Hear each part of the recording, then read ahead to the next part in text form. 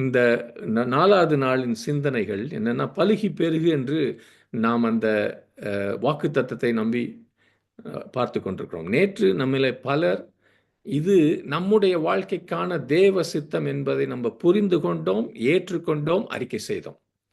ஆனால் இந்த ஆண்டிலே நாம் சவால்களையோ உபத்திரவங்களையோ எதிர்கொள்ளும் போது இந்த அறிக்கையிலே சில சோதனைகள் வரும். அந்த நேரத்திலே எனக்கு ஏன் ஆண்டவரே இது நடக்கிறது என்று நான் முறுமுறுக்க ஆரம்பித்தால், குறை சொல்ல ஆரம்பித்தால், அல்லது எல்லாமே முடிந்தது, எனக்கு எல்லாமே போச்சு என்று புலம்ப தொடங்கினால், இந்த வாக்கு தத்தத்தை நாம் இன்னும் முழுமையாக நம்பவில்லை என்று அர்த்தம். இந்த வாக்குறுதியை பொறுத்தவரையிலே தேவ சித்தம் தேவ வசனத்திலே என்றென்றைக்கும் நிலைநிறுத்தப்பட்டிருக்கிறது என்று இன்றைய தியானத்திலே நாம் வாசிக்கிறோம், படிக்கிறோம். அது நம்முடைய இதயங்களிலும் நம்முடைய சிந்தனையிலும் நம்முடைய வாழ்க்கையிலும் நிலைநிறுத்தப்படவில்லை என்றால் அது உண்மையிலேயே தேவனுடைய வசனத்தின் மேலே நமக்கு இருக்கிற விசுவாசத்தில் ஒரு குறை என்று தான் நான் நம்புகிறேன். அதனால் இந்த 21 நாள் உபவாச கருப்பொருளிலே விசுவாசத்தின் பங்கை குறித்து இன்றைக்கு நான் குறிப்பிட விரும்புகிறேன். இன்றைக்கு நான் வழக்கமாய் காலை தியானத்திற்காக நான் படிக்கிற லூக்காவை படித்து கொண்டிருக்கிறேன். அதில் 17வது அதிகாரத்துக்கு வந்தபோது 5வது 6வது வசனத்தில் ஆண்டவர் என்னோடு பேச ஆரம்பித்தார். 5வது வசனம், அப்போஸ்தலர் கர்த்தரிடம் எங்கள் விசுவாசத்தை அதிகரிக்க பண்ணும் என்றார்கள். அதற்கு இயேசு, கடுகு விதை அளவு விசுவாசம் உங்களுக்கு இருந்தால் நீங்கள் இந்த காட்டத்தி மரத்தை பார்த்து நீ வேரோடை பிடுங்குண்டு கடலிலே நடப்படுவாயாக என்று சொன்னால் அது உங்களுக்கு கீழ்ப்படியும் என்று சொன்னார். அப்போ கர்த்தர் காலையிலே எனக்கு தெளிவாக பேசினார்.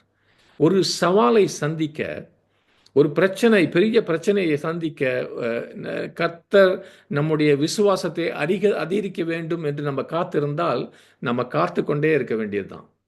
ஏனென்றால் இயேசு இது மூலமாக நமக்கு 3 காரியங்களை கற்பிக்கிறார். முதலாவதாக, ஒவ்வொரு விசுவாசிக்கும் ஏற்கனவே தேவ விசுவாசத்தின் ஒரு அளவு தேவ விசுவாசம் கொடுக்கப்பட்டிருக்கிறது. மார்க் 11:22 இயேசு சொன்னார், தேவனிடத்தில் விசுவாசம் உள்ளவர்களாய் இருங்கள் என்று. அந்த கிரேக்க பாஷையில் பார்த்தீங்கன்னா தேவனுடைய விசுவாசமாய் உள்ளவர்களாயிருங்க என்று சொல்லலாம், அல்லது தேவனிடத்திலிருந்து வருகிற விசுவாசத்தையும் உள்ளவர்களாயிருங்க என்று சொல்லலாம். தேவனை போல அவர்கிட்ட இருந்த விசுவாசம் நமக்கு வேணும் இருக்குதுன்னு சொல்றார். இது மலைகளை நகர்த்தும். அதுக்கு முந்தைய வசனத்தில் இயேசு கிறிஸ்துவனுடைய விசுவாசம் அத்தி மரத்தை பட்டு போக செய்தது பார்க்கிறோம். அப்படிப்பட்ட விசுவாசத்தை நமக்கு கொடுத்திருக்கிறார்.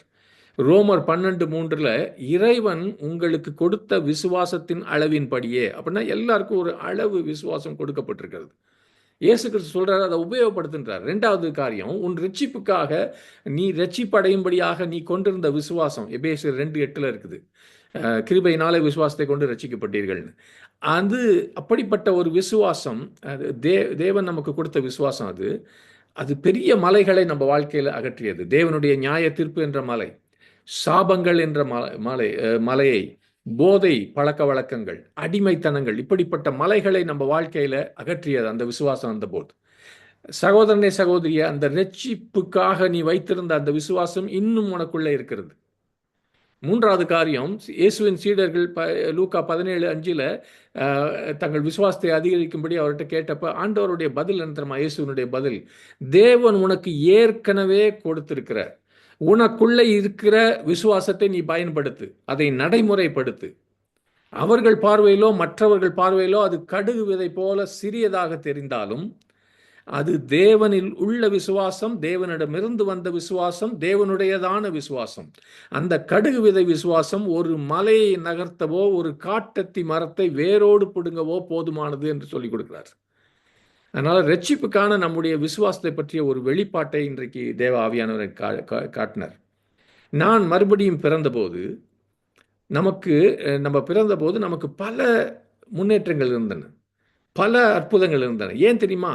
பிரச்சனைகள், தேவைகள், நம்ம ஆவிக்குரிய வளர்ச்சி, இந்த காரியங்களுக்கெல்லாம் நம்ம ரட்சிக்கப்பட்ட இருந்த அதே விசுவாசத்தை நம்ம பயன்படுத்தினோம்.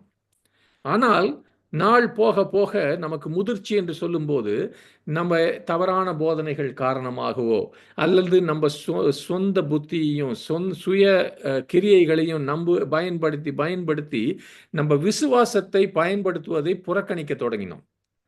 இன்றைக்கு ஆவியானவர் உங்களுக்கும் எனக்கு சொல்றாரு, அந்த ஆதியில உனக்கு இருந்த அந்த கொடுத்தேன் பாரு, அந்த விசுவாசம் இன்னைக்கு இருக்குது. அந்த விசுவாசத்தை நீ இந்த பெருக்கத்திற்காகவும் அதிக கனிகளை கொடுக்கவும் நீ பயன்படுத்து என்று ஆவியானவர் நமக்கு சொல்லித் தருகிறார். ஆமென்.